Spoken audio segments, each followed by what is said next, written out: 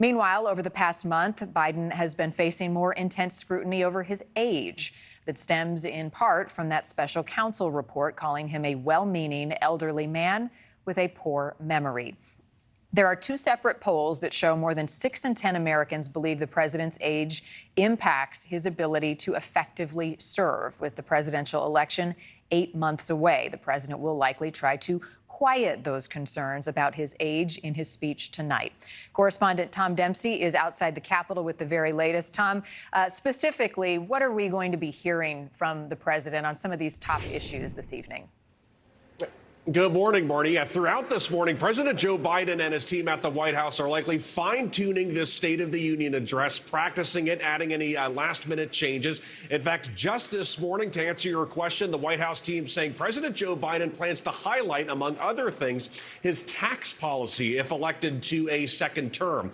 During this speech to millions of Americans later tonight, President Joe Biden plans to call for raising the corporate tax rate to 28%, up from the level set at 21% under former President Donald Trump back in 2017. He also plans to announce denying a tax break for corporations if they have anyone making over $1 million. Tonight, the team saying the president will also highlight what they describe as historic achievements like massive infrastructure spending, lowering prescription drug prices, and pushing to eliminate billions of dollars in junk fees for Americans.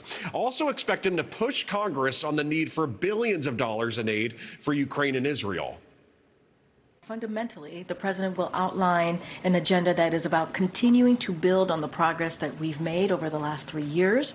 The president has always been an optimistic person, as you all know, and even in the face of challenges that we have in front of us, he will share why he is hopeful about this country's future.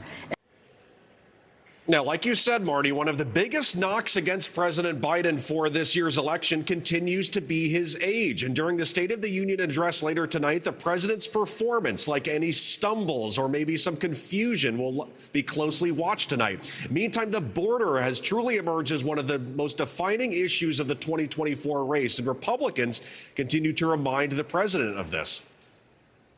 The American people are going to see right through whatever scripted rhetoric Biden ends up reading off the teleprompter tomorrow night.